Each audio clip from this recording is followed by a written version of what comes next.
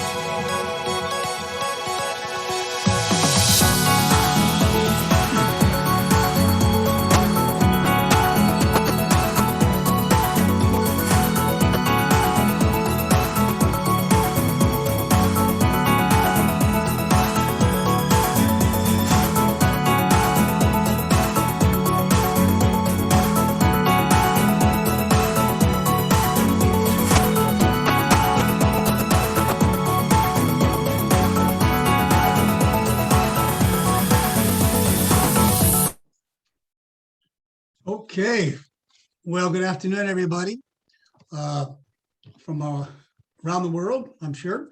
But welcome to this session 4 of our International Leadership Conference here in August.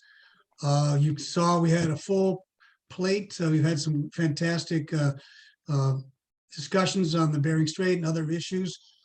Today, and actually the focus or the title of our conference is Connecting the World's Economics, Perspectives, and Geography. And of course, we're focusing on North and South Korea. My name is Alan Jessen. I'm the North American coordinator for the International Association for Peace and Economic Development. This session, and I think it fits in tremendously with the idea of economics and geography, but we're going to begin with a question as kind of a title here for today. Will differing economic interests in the Indo-Pacific region aid or hinder progress toward a reunification of the Korean Peninsula?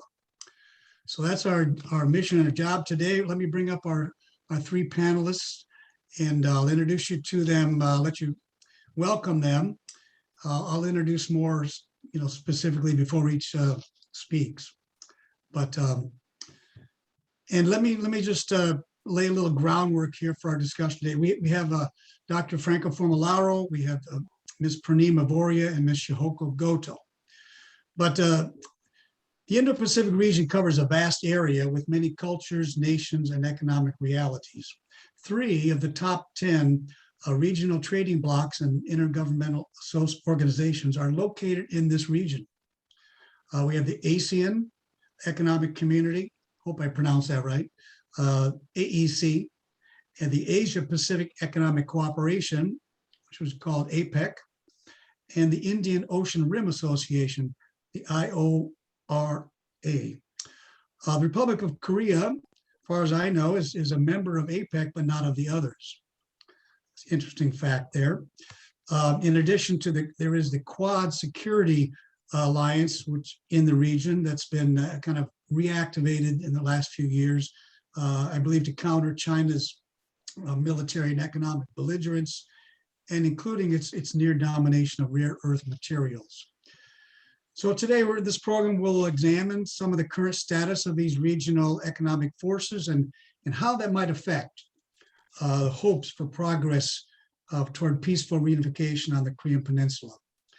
For example, is there cohesiveness, sufficient cohesiveness to this region to reconcile nationalism with the common interests that nations have or should have, of course, for peace and stability? And then what role, what should the U.S. and or the Republic of Korea be doing to create some momentum for this reunification, and how can they interact with these regional blocs.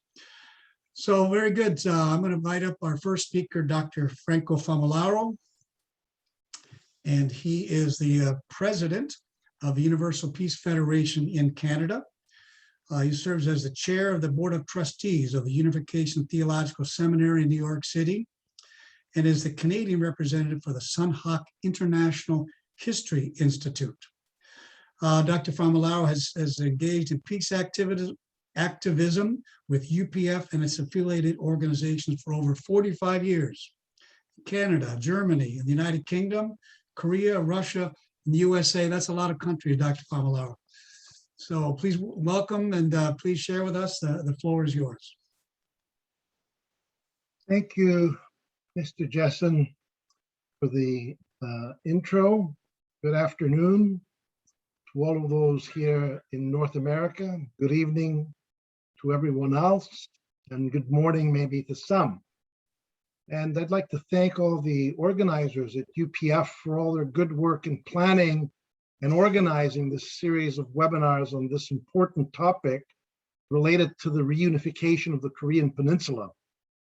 Having visited Korea some 30 times over the past 35 years, that also included experiencing the tension at the border with North Korea, it is clear to me that Korea is an important vortex of global conflict that needs a solution. So we're tasked with the tall order of answering the question, will differing economic interests in the Indo-Pacific region aid or hinder progress toward the reunification of the Korean Peninsula? Now, I don't know if in this short time we can answer this question, but I'd like to start by sharing my screen with you so that you can have an idea of what we're talking about here. And I hope you can see that okay. This is the region of the world that we're looking at.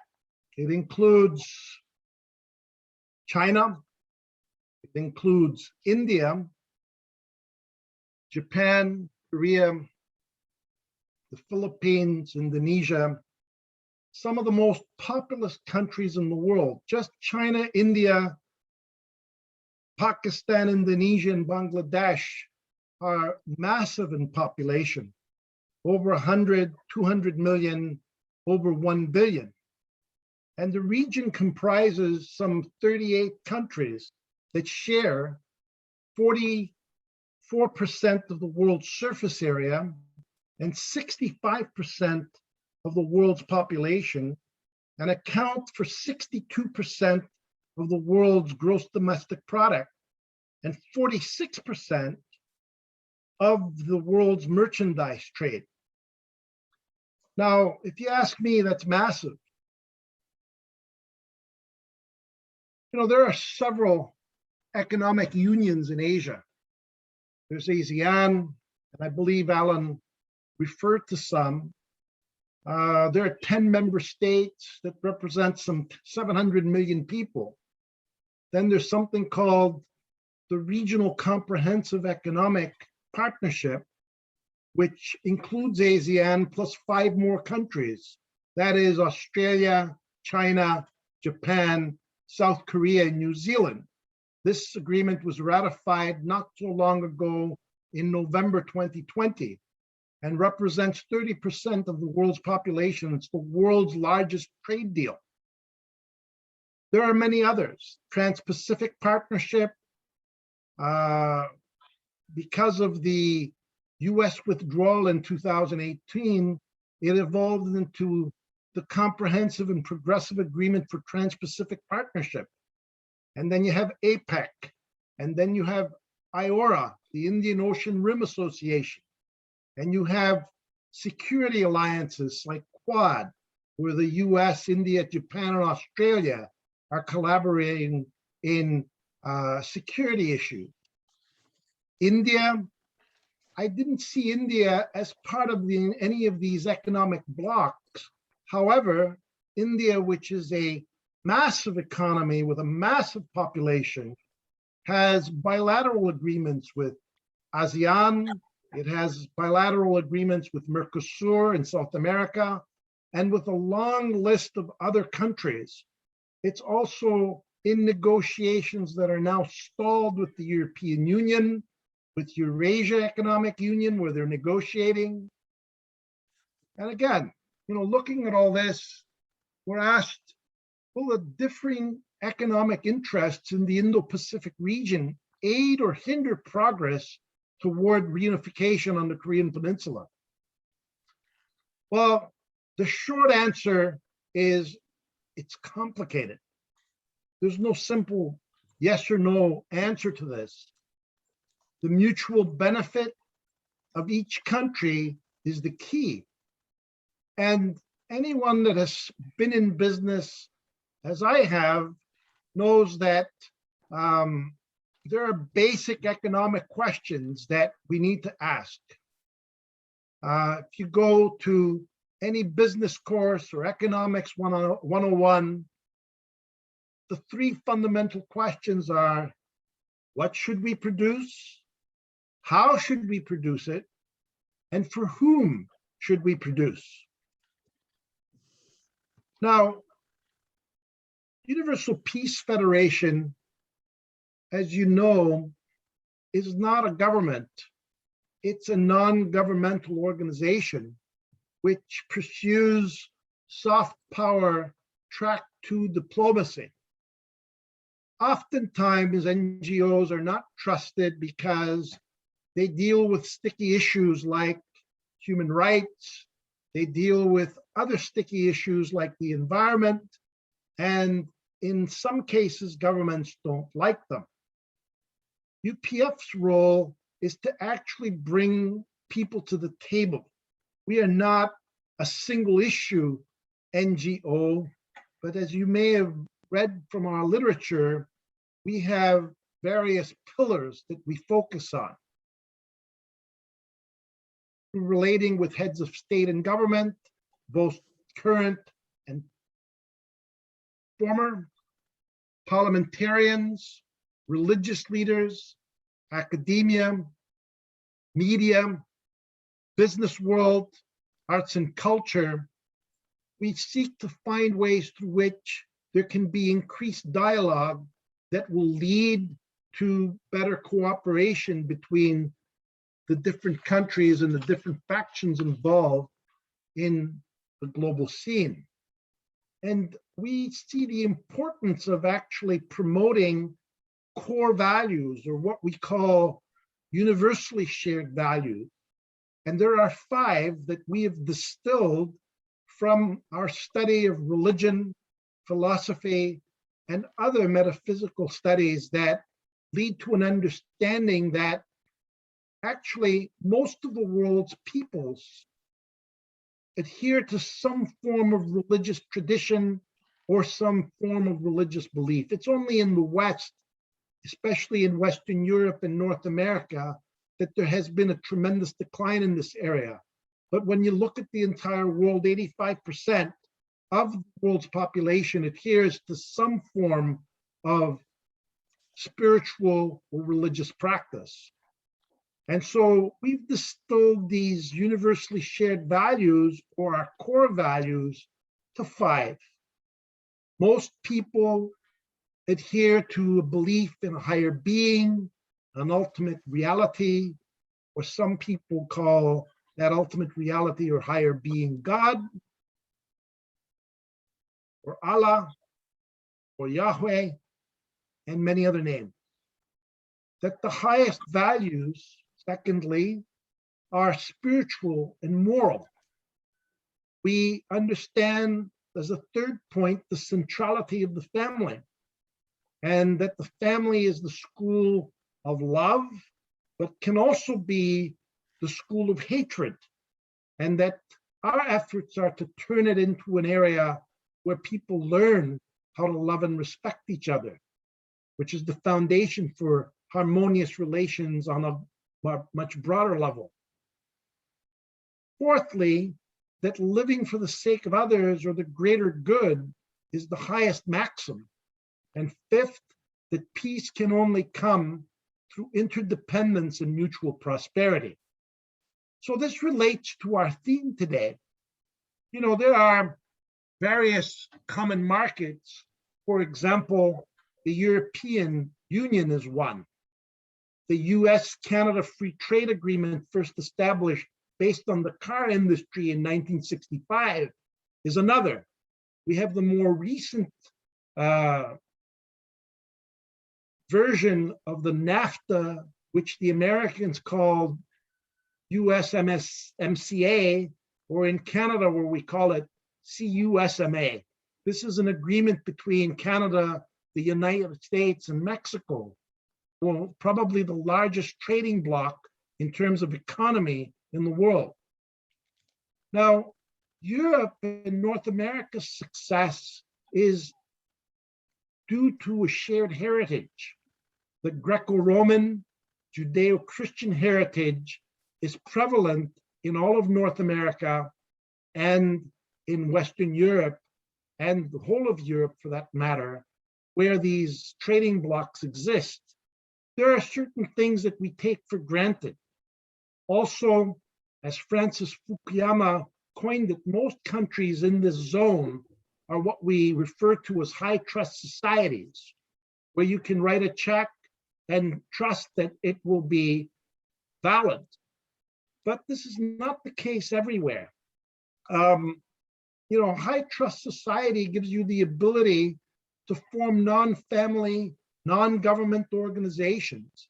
And Fukuyama argued that the key to the formation of successful large modern business organizations has to do with this trust.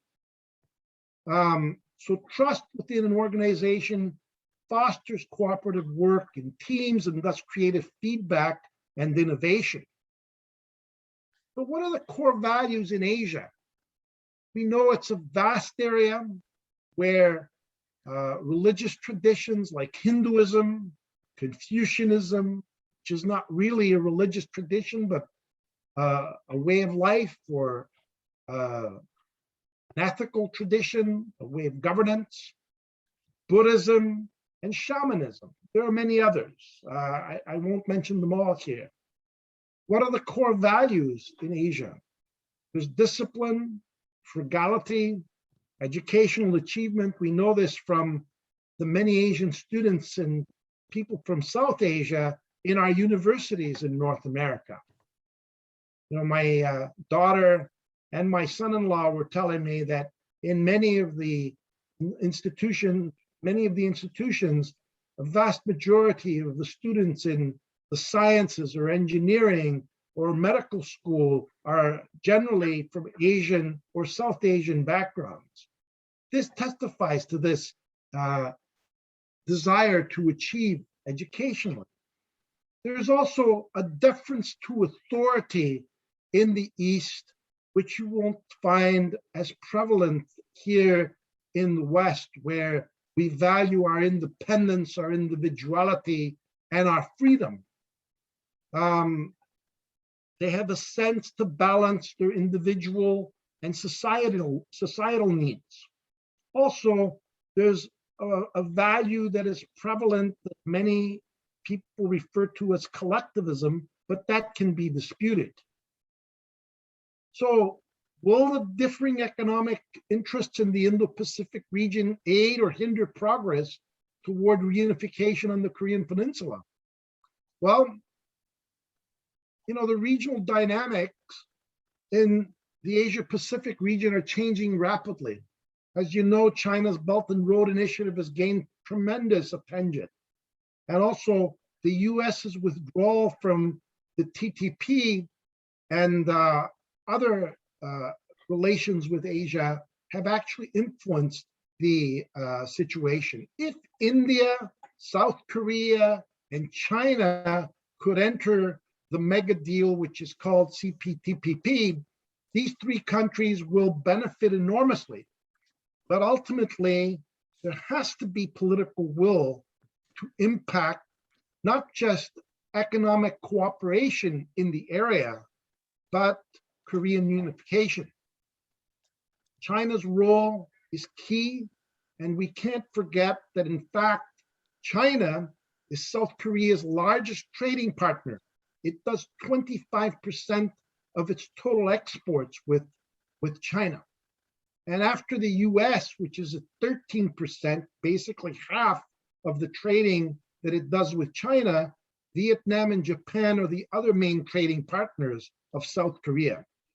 And North Korea is almost completely dependent on China, with 96% of its imports coming from China and 67% of its exports going to China. So current events in the region, such as what we've witnessed in Afghanistan in the last few days, are obviously of concern. So will the differing economic interests in the Indo-Pacific region aid or hinder progress toward reunification on the Korean Peninsula? I'd say there's a bit of both in this mix and in this salad. It's not an easy question. It's not something that we can deal with in just a short webinar like this. And I will defer to the other experts on this panel to help us answer this question. Thank you. Okay, well, thank you very much, Dr. Famalato. Excellent. You laid out the importance of values and the question that underlies that as well for achieving the goals. So our next speaker, let me bring up Ms. Purnima Voria. Ms. Voria is the founder and CEO of the National U.S.-India Chamber of Commerce, NUICC. It's an international organization that promotes bilateral trade between the United States and India. Ms. Voria is an international business advocate, a motivational speaker, and U.S.-India expert. She was appointed by the U.S. Secretary of Commerce, Gary Locke, as a national advisor to the Minority Business Development Agency. Kudos to that. She was awarded a Congressional Medal of Distinction for her outstanding leadership in business and her contribution to the United States economy. In 2005, the Wall Street Journal honored Ms. Voria as a Businesswoman of the Year. And two more recognitions here. In 2017, she was invited by the U.S. State Department to join Ivanka Trump at the Global Entrepreneurship Summit in Hyderabad, India. And in 2018, she served as opening speaker for the Commonwealth Games in Gold Coast, Australia, on trade and investments. So, Ms. Voria, thank you so much for coming with us and share with us your thoughts. The floor is yours. Thank you very much. Namaste to everyone. And first of all, I would like to say thank you to IAED and Alan, all the leadership for these wonderful series of programs. Very important because without peace, you cannot do any business. The world will be at unrest. And we see that right now happening in Afghanistan. My heart goes out to everyone in Afghanistan today. May God keep them safe. And with that, I will say that I think it is fair to say that we see relationship continuing at a very high level, and India, of course, remains an increasingly important partner in all this.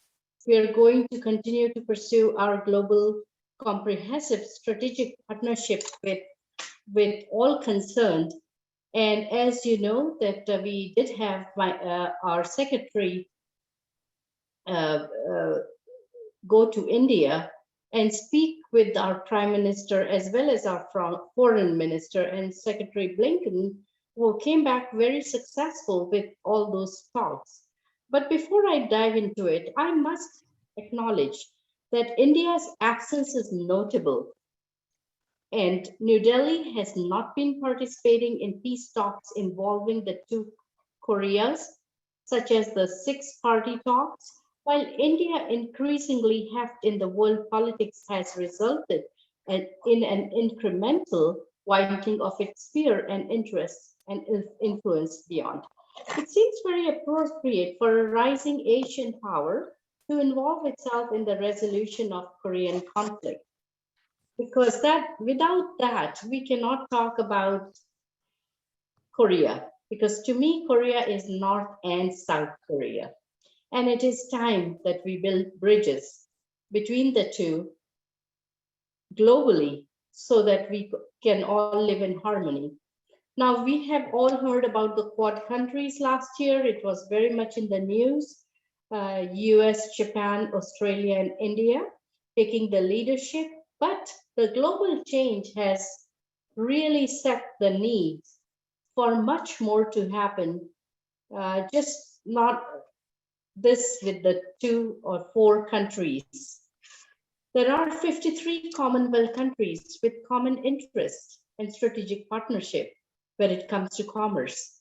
I think they should also be involved in this peace talks.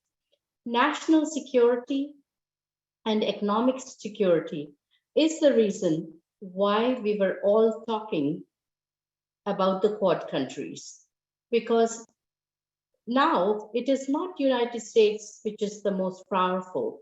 We see China's rise. We see many other countries rising to that level. And India is going to step up to the plate to lead the 21st century. So it becomes very important for us to start thinking about involving others in the Quad countries, because every country needs economic security as well as national security. We will see more happening in this. And I just saw that in the chat, one of the people were talking about, was asking the speakers to talk about One Belt, One Road. We have all heard about it. Again, the brainchild of Chinese President Xi Jinping is an ambitious economic development and commercial project that focuses on improving connectivity and cooperation among multiple countries spread across the continents of Asia, Africa, and Europe. So when we talk about One Belt, I think all the conversation, our previous speaker laid down such a good foundation for this webinar today, explaining to all of us in this August gathering how important global involvement is going to be in this. I want to share a little bit about the Secretary Blinken's visit to India, and they were talking about 3 things. One was the Quad countries and expansion of the Quad countries. Number 2, they were talking about COVID and related things. So all these partnerships that we talk about, multilateral security partnership is very important because, as we all know, China is becoming more and more powerful. I don't know how much accuracy is there in this, but I heard that they do have their own IMF, which really is a serious concern. And now security partnership, when in New Delhi top diplomats of India and United States pledged Wednesday to expand the multilateral security partnership, understanding the deepening of the ties between the 2 countries, concerned over China's growing influence in that. So China was definitely a part of that talk. Secretary of State Antony Blinken and Indian Foreign Prime Minister Jaishankar met with the New Delhi and sought strengthened regional front against Beijing's assertiveness and in Indo-US Pacific. And also they discussed Afghanistan. Now, whatever they discussed before they could even implement, Afghanistan has dismantled in a very shocking, and it was very sudden to all of us, I believe. They also landed the country's help in fighting in the coronavirus and said the vaccine partnership is an effort to end pandemic. Blinken also announced 25 million fund to support India's COVID vaccination program. And we are seeing that United States have been very involved in helping many others. There are few relationships in this world that between US and India that are more vital than the other. And Blinken said that we are world's 2 leading democracies. Our diversity fuels the national strength. So you will see more and more the Quad countries leading this partnership, but definitely I heard about Nepal, Bangladesh, and neighboring countries to be part of that, because national security for any country is not their just own security, but all the bordering countries are very much involved in that. And some of these smaller countries don't have the strength, military strength, or the economic strength to go on. They have to latch on to the existing, more powerful countries. I would like to see North Korea and South Korea economic development ties to be strengthened. And I think India will participate, although South Korea, we have been doing business with South Korea more aggressively now than before. So it's very encouraging to see quota and all other efforts being placed. But I think North Korea, we need to be inclusive. And I think leaders need to take a serious look at North Korea as well. Blinken said, that military solution to the conflict in Afghanistan or any other country would turn a pariah straight. And if Taliban takes control by force, but again, we still have to continue to sustain the gains of Afghani people, support regional security. I think it's not just Afghanistan. This could happen to many other countries that have weakened security. So I think Quad countries are going to take a major role. I will let some time for question and answers. So I'll stop right here, unless Alan, you want me to touch upon anything else. Okay, thank you very much. We'll certainly circle back to some of those issues. Thank you for sharing about Secretary Blinken's visit to India. I'd like to bring up our next speaker. This will be Miss Chihoko Goto. And Ms. Goto is the Deputy Director for Geoeconomics and the Senior Northeast Asia Associate at the Wilson Center's Asia Program. She's a leading expert on economics and politics, Japan, Taiwan, and South Korea, as well as US policy in the region. A seasoned journalist and analyst, she spent 10 years reporting from Tokyo and Washington for Dow Jones and UPI on the global economy, international trade, Asian markets, and politics. So Ms. Goto, that's a lot of experience you have there.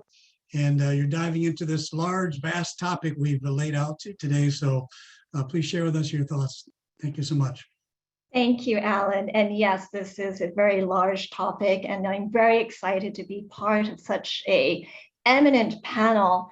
It's a hard act to follow, both Franco and Purnima, but I'll do my best. But before I really address the issue about economic strategy in the Indo-Pacific and its outlook, I think I would like to look back in order to look forward.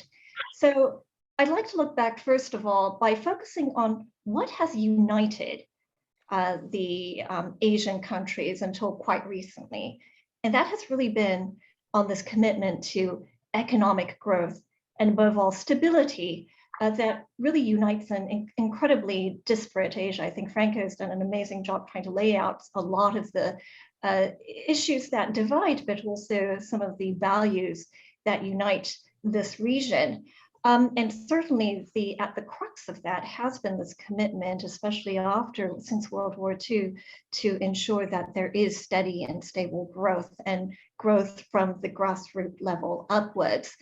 I think we're all familiar in this space about the so-called Asian tigers, which Japan had been at the forefront, but also we saw a lot of East Asian countries, including South Korea, as well as Singapore, China, Taiwan, although Taiwan is not a separate country, of course.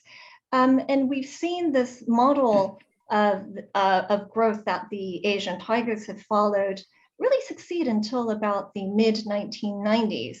And since then, though, what we have seen is that a new model of growth that kind of does not follow in these footsteps or follow the guidelines established by the international liberal order, which the United States has, of course, been at the lead, we've seen an alternative vision, a successful vision actually implemented into action by China.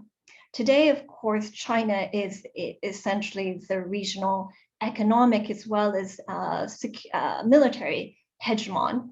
And at the same time, it has emerged as the single biggest trading partner for all Asian countries, with the sole exception of Afghanistan. And so we are at this point of two paths, really, of competing visions for growth. One is outlined, and the shorthand, I would say, is outlined by the so-called Indo-Pacific, and what the United States is now terming as the free and open Indo-Pacific FOIP. And China has its own vision, which part of that roadmap is, of course, One Belt, One Road, which is now called the Belt and Road Initiative, BRI. But what is not so clear, though, is for the middle powers. Middle powers includes Japan, South Korea, and I would actually go so far as to include India into this idea of the middle powers, because it is forced into the arena of great power competition, and both sides, both China and the United States, are really pushing for these countries to take sides. And for them, for these middle powers, however, it's less a clash of ideology. It's less a choosing between authoritarian rule and some of the benefits, as well as the many deep sacrifices that have to be made to be part of an authoritarian regime, versus democracy and some of the benefits, but also the downfalls of the democratic governments can provide. What unites Asia at the moment, the Asian middle powers, is this commitment or this desire for a path for stable growth. This doesn't necessarily mean status quo, because it is changing. The situation is rapidly changing, but what they want, above all else, is stability. And I think that's particularly true in the case of the Korean Peninsula. Of course, we see challenges in the possibility of reunification of the two Koreas from both the military as well as economic perspective. Washington does, however, even to this day, look at the Korean conundrum very much from a military perspective. And ultimately, its objective is for demilitarization and certainly denuclearization of North Korea. But for South Korea, as well as Japan and China to some extent as well, they're also equally concerned about an orderly transition that does not strain the neighboring economies of North Korea. This is particularly true when it comes to South Korea. That there is some kind of safe roadmap for the Korean Peninsula that does not lead to social upheaval, and that does not lead to a mass exodus of people or a great influx of refugees into their own borders. And I think we have a lot to learn from what's going on in Afghanistan at the moment, when there had been a roadmap, but perhaps that roadmap did not have the various scenarios laid out extensively. What we are really looking for at the moment, as we look at the economic future of North Korea, is to ensure that if and when there is a change in regime in Pyongyang, that they are able to integrate themselves into the mainstream global economy. We've already seen glimmers of a willingness for the general population to embrace some of the benefits of the economic order that we have at the moment. I don't want to sound so flippant, but we see, for instance, the the adaptation of mobile phones all across Pyongyang at the moment. It's become a very big tool to develop another recent development under Kim Jong-un, which is the development of the non-official, the de facto black market as well. We have much to do in terms of ensuring that the North Koreans are able to rejoin an economic society that is compatible to the majority of the region. There are, not least on the financial sector, there needs to be a great deal of support when it comes to financing and banking, as well as on the trade front. There are a number of issues that can be dealt, including the serious reconsideration of opening up the Kansong industrial complex, amongst other issues. There is, so in a nutshell, there is great urgency, especially looking at how we see the collapse of Afghanistan despite 20 years of US engagement. There is a desperate need for greater coordination now on the potential transition, whatever that transition may be in North Korea, about what we can do as an international community to ensure that there is stability in the Korean Peninsula. And going back to the issue of the Indo-Pacific more broadly and some of the challenges the countries face as we try to maneuver in this new realm of great power competition, we see, as per Nima eloquently outlined, the emergence of new partnerships and new alliances, not least with the Indo-Pacific alliances, but also through the Quad, which is, of course, primarily focused on military coordination between the four major powers of the region. But it's also increasingly become a vehicle for economic coordination as well. We see, for instance, that the Quad had come up after its latest meeting earlier this year about a way to ensure that there is more equitable distribution of vaccines that go beyond the existing COVAX regime. So that at that time was talking about the United States would provide the actual vaccines. India would manufacture these vaccines. Japan would provide a lot of the financing behind it, and Australia would provide a lot of the transport and logistics behind it. That kind of cooperation actually had gained a lot of political support, but of course with the surge in COVID infection rate in India over late spring, early summer this year, that kind of four-party division of labor actually kind of fell to the wayside. But I think there are many opportunities for the Quad to work together for a common goal. But it is important, though, that we continue to think beyond this great power competition, and for the middle powers to actually work more closely together to ensure that their voices are heard and that their values are also reflected.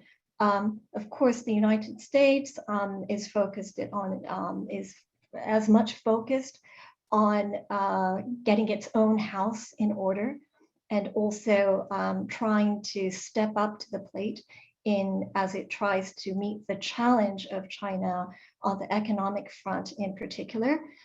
China, meanwhile, is endeavoring to win over hearts and minds, less in the rich countries like the G7 or wealthy countries like South Korea or Singapore, but it is really stepping up efforts to court the developing countries across Southeast Asia, as well as Africa and Latin America and Central Asia, which the United States has really fallen by the wayside.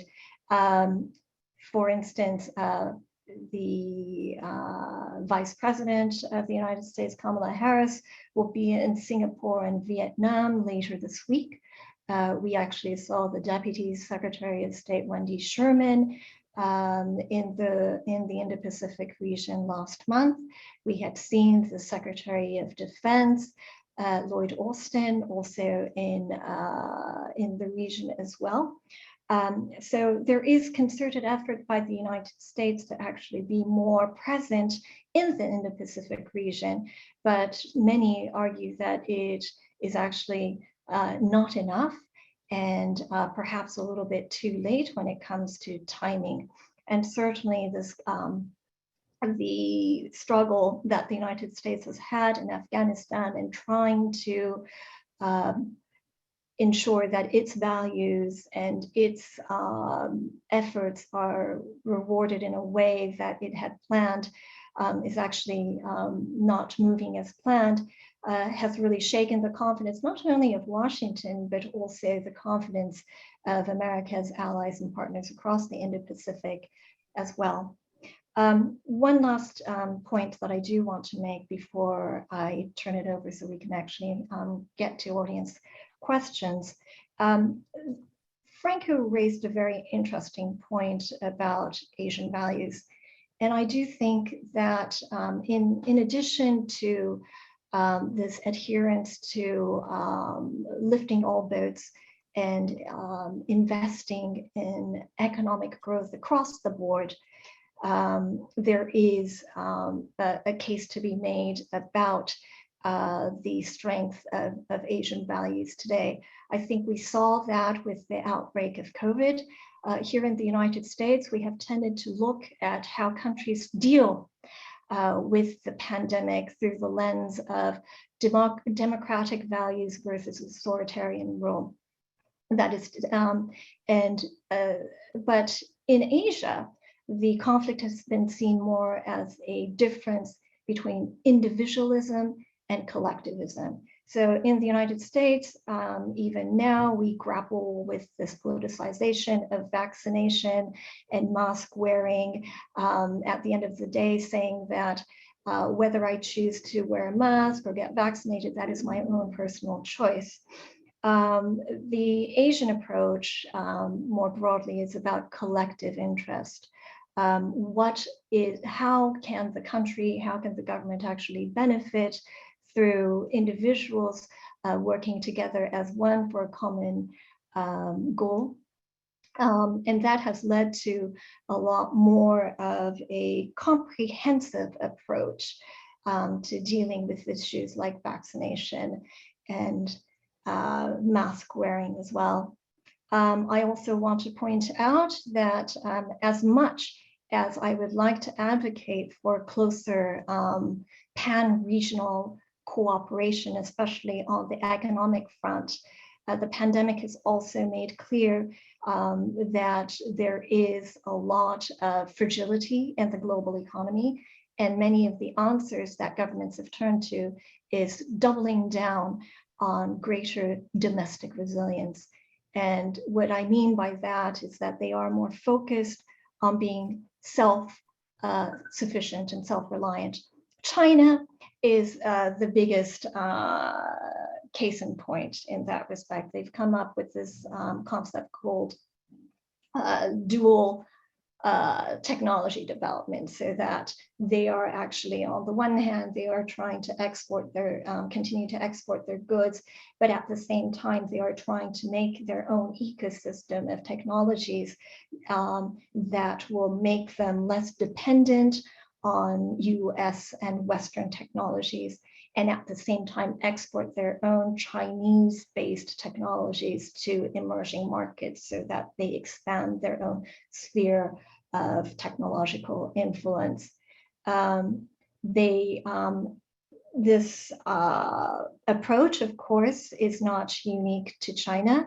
All countries, democratic or otherwise, are also taking this. The United States too is taking on a much more domestic focused approach to economic growth. So we are seeing this rise of economic nationalism, which does make it more difficult to find ways of cooperation amongst countries.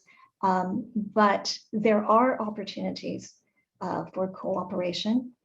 It may not be through a shared ideology. I believe that we will see greater coordination on a sector by sector basis. I think one of the biggest candidates with that will be in the semiconductor sector, where we know that on the one hand, semiconductors are incredibly important to keep the world literally running. But at the same time, investing in semiconductors, the production, the design, the manufacturing, and the research that goes into high capacity semiconductors is incredibly intense, and there is great benefit for greater coordination amongst countries as well as between private companies as well. So for just to conclude, there is opportunity for greater cooperation. There is a role for public policy to play in ensuring that there is greater multilateral cooperation. But given that we are seeing the surge in economic nationalism and the need for democracies to actually adhere to the concerns of voters, there is going to be a lot of backlash against cooperation. So there needs to be a recognition of those concerns and perhaps identify areas of where such cooperation can occur, and also identify the countries that can be seen as trusted partners and really use that one hook to expand that potential for cooperation even further. Thanks. Okay, thank you very much. A lot of content, a lot of things to think about.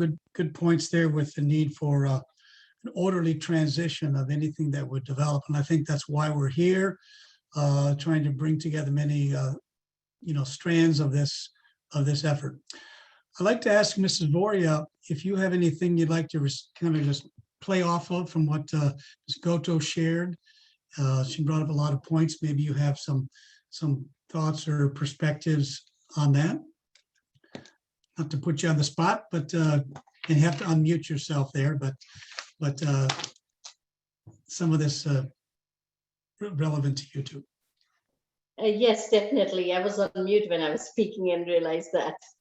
I think hats off to Mrs. Goto, wonderfully placed, very relevant points that you bring, that domestically, that resilience has to be there for any country to be able to participate or succeed. Just like United States and India, when discussions with the Quad said that we will be there to support Afghanistan, but Afghanistan has to take a lead in their own peaceful cohabitation within the country. I think she brought a very good point that yes, each country has to take charge and be resilient about what they really want to do and how they want to take charge and move forward with their country's interests, because each country has different interests. We all know that world population, 40% of it is China and India. And India, fortunately, it's 400 to 500 million Indians under the age of 30, whereas China has the older generation that is kind of depleting now. So very different scenarios, but yet they are the two countries that hold 40% of the population. So it's very important to take a look at these two giant countries. Somebody mentioned about innovation capacity in China and India regarding the dragon and the elephant, understanding the development of innovation capacity. And I believe they wanted some comments on that. And those national research committees were talking about competitiveness. Research councils were talking about policies and global affairs. And dragon and the elephant, understanding development of innovation capacity, is related more to technological innovations. China, of course, is taking that over 21st century congresses they had. And technological innovation, India, again, both are getting ahead in the IT, AI, you name it. There is $883 million opportunity in AI alone with India. So you can imagine the global progress is happening fast, and countries are paying very close attention to who's doing what. In the middle of all the Bitcoin and cryptocurrency, I also see India shifting from rupees in many countries and utilizing cryptocurrency. And so I think overall, there will be a big overhaul in every aspect, whether it's business, national security, or how we do business. The financial world is going to have a tremendous change. Okay, thank you. I have a question actually for you, Ms. Boria. What possibility is there for India and China to work together, or are they fundamentally competitors trying to get a bigger slice of the same pie? I think one is a democracy and one is a dictatorship. I don't see any real relationship happening, and I'm being very realistic, although I'm a very much of a born optimist. And I do believe that optimism is a faith that leads to achievement. Nothing can be done without hope and confidence. So I do have hope, and I hope these countries are confident to come and sit on the table and communicate like two adults. India has made many efforts, but it becomes the national security when that comes into picture, and China defaulting on every peace agreement that they make. And the next thing you know, next morning again, they are bombing on India, or they are taking a little by little the territory that belongs to India, biting at a time. In this case scenario, I have very slim chances is what I see in any significant, meaningful peace talks between the two nations. Although economic development, I think both of them want it badly.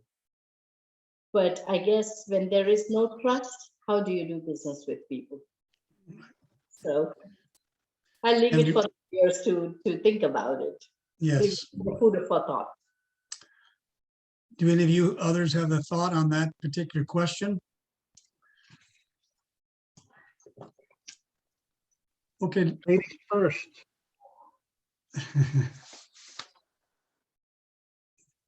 Well, I would say that, based on the European experience, there has been tremendous bloodshed over many centuries in Europe, especially between Germany, England, France.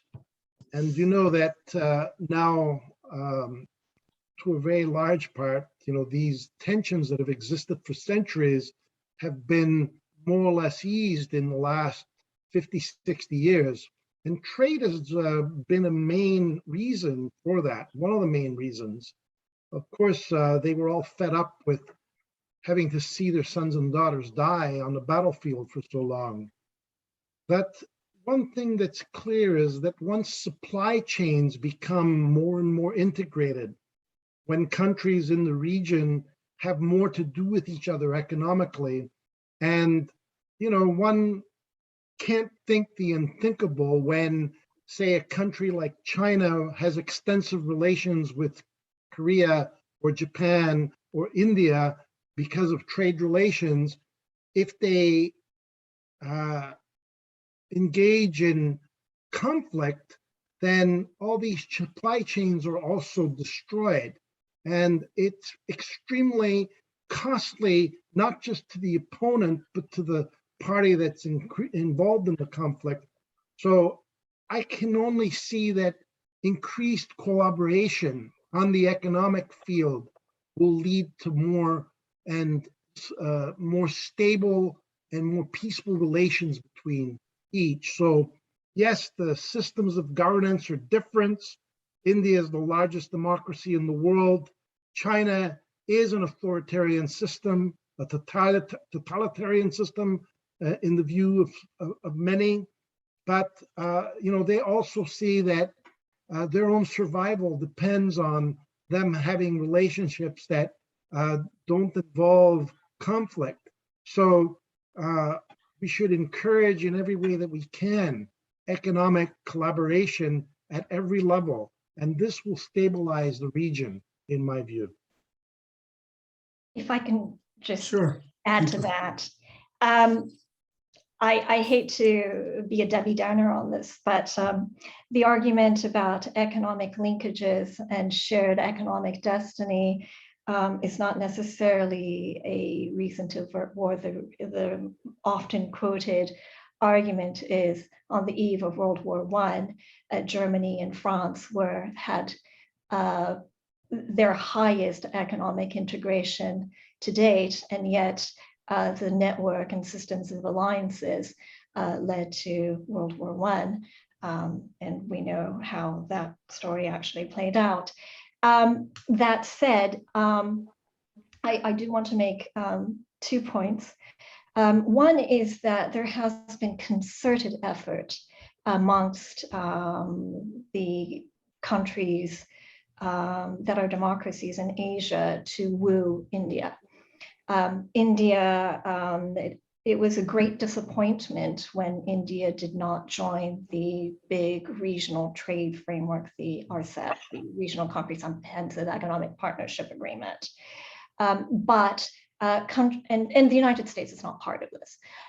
But Japan and Australia actually tried to make sure that they would continue to engage with India on trade. And one of the ways they did so was to come up with the trilateral supply chain initiative, talking about trilateral cooperation across Asia to ensure that there is stability in the supply chain network and that there is greater information sharing, both at the private as well as public levels.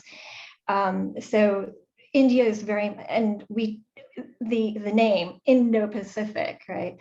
There was a lot of concern, I believe, in India about India's name actually kind of being thrown in there, because traditionally India has been rather hesitant to align itself with one or the other, but the name itself manifests the fact that there is great importance in making sure that India is part of the strategy that the United States and its allies are trying to pursue. The other point that I do want to make is that China, as I mentioned before, is really trying to court the emerging markets and the developing countries. And one of its biggest ways that it's made headway in the region is really investing in Pakistan. Pakistan had been really a country that the United States and other countries have invested heavily in and not seen much return.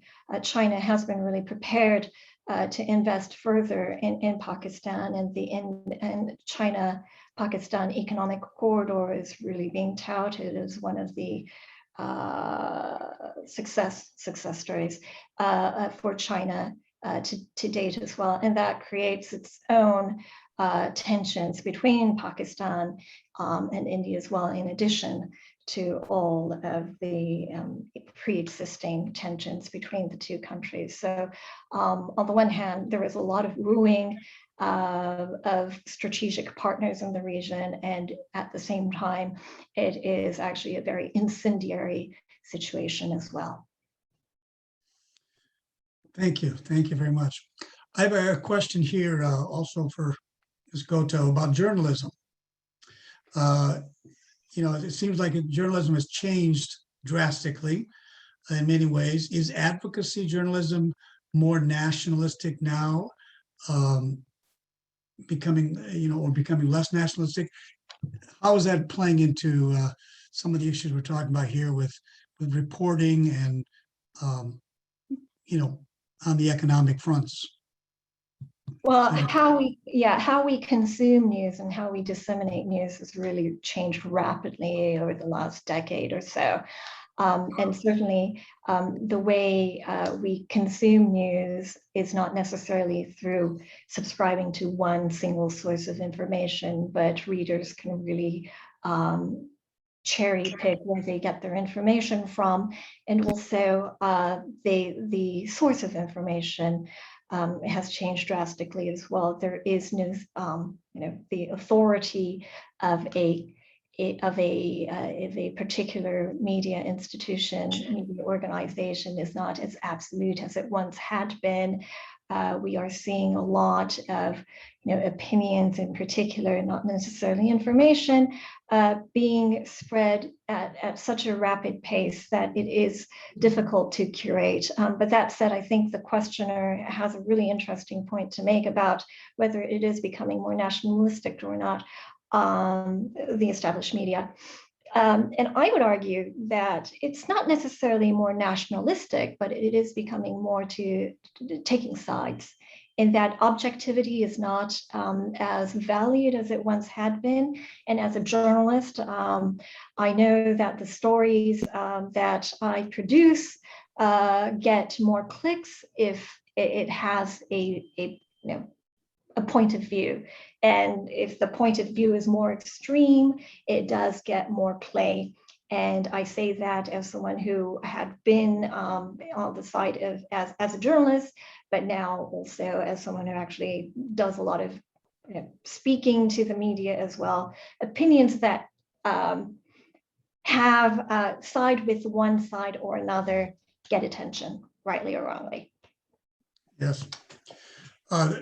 That leads me to make a good point for, I think on Saturday, we're having a webinar with one of the International Media Association, which strives to address the issue of objectivity and the role of media in advancing cooperation fairly and honestly, and not taking sides that further divide this discussion. I'm trying to phrase a question here for you that, based on the discussion you've had on the regional trading, and we've had a lot of comments about China being, a dominant power and asserting itself. So, do some of these organizations, do they threaten China at all in terms of a counter to some of China's aspirations globally? And could that, and since China is such a key linchpin for anything that would happen in North Korea, is that a leverage point that weighs in favor of, could, and going forward in the future, be in favor of putting pressure on China somehow to, argue for sanctions relief and for North Korea to denuclearize? Hope that made sense, but just those, whether the trading groups, provide some counter to China.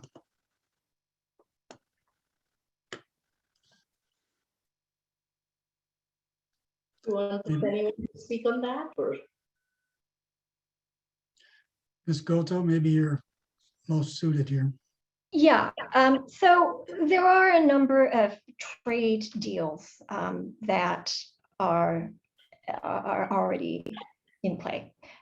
We've talked about CPTPP, which the United States is not a partner of. We've talked about RCEP, which the United States is not party to. We've also talked about USMCA, which of course the United States is party to, but we've also seen the United States really dropping the ball when it comes to the European having a trade deal with the EU, with the UK as well. There is a lot of opportunity that the United States has lost. And on the other hand, what does China have? China is part of RCEP. China has showed some interest in joining CPTPP. China is, beyond the trade deals, it is investing heavily in emerging markets.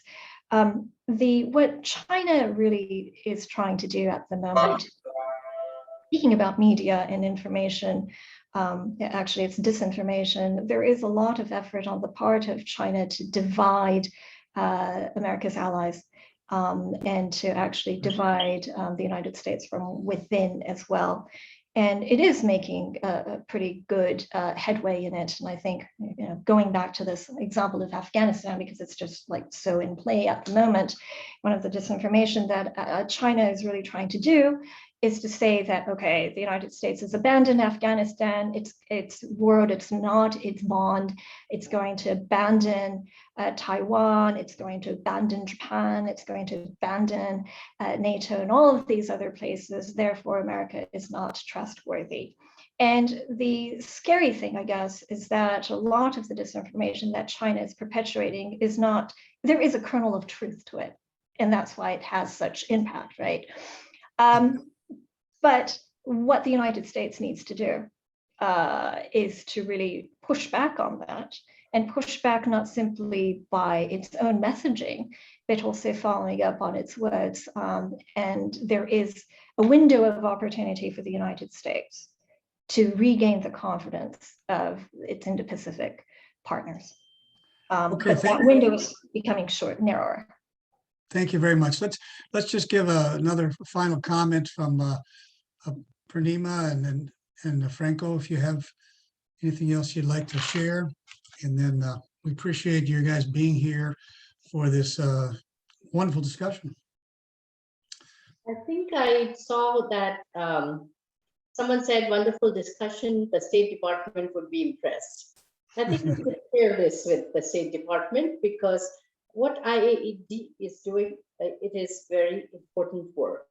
And any input from not just the elected officials or the diplomats, I think common people's version may make sense to the State Department in calculating some of the talks that we just had in how to handle with the culture and norms of individual thinking could be helpful to the State Department. So with that, I think somebody mentioned about India and China and the Taliban return leads, Afghanistan neighbors scrambling to adjust.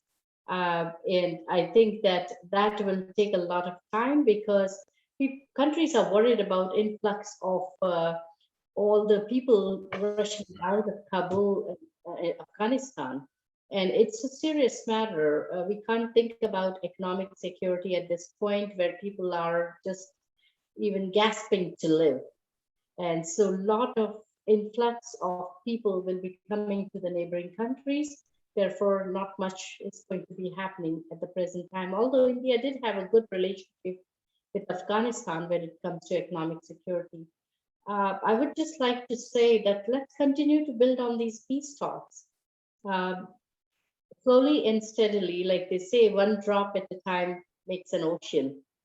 And if we continue to stay like a rock in the ocean where negative waves come and subside, I think these talks are like rock. And let's continue to be a solid rock to the entire. I agree.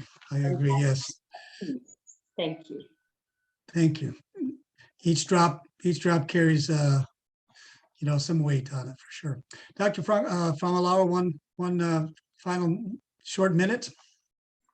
Well, thank you. It was a pleasure to be here with this group of experts, and I'm sure that more people should hear what the ladies had to say about the situation in the Indo-Pacific and how progress can be made toward collaboration on a broader level, which will not only bring peaceful reunification in Korea, but also further stabilize the region, which has many other conflicts that need to be solved. Of course, not all of them have the intense issues that come with nuclear weapons at stake. We know that this exists between India and Pakistan and China. We know that this exists between North Korea and the South, and probably many other areas.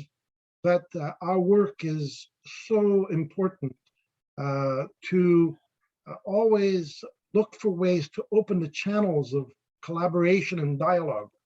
The worst thing that we can do is stop talking and stop collaborating and stop finding ways to trade with each other. So with that, may we continue, and thank you for your good work in IAED and looking at this from an economic perspective, because this is what definitely charges the motors and keeps the engine going in a lot of relationships, is the fact that we do trade with each other. Thank you. Oh, right. Well, that brings us to the end. Thank you so much to our audience as well for your questions. And we have an IAED page, which you can sign up for to get our information. But with that, I'm going to say goodbye. And I think there's going to be a short video here for our audience as they depart. Thank you all for presentations. Thank you.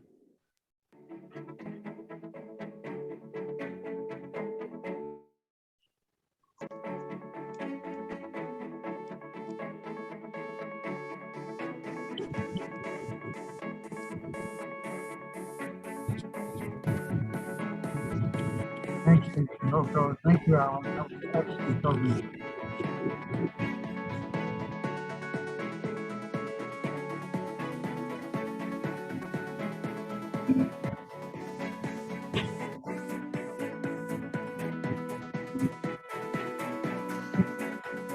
Hi, Yoko. I'm sorry to get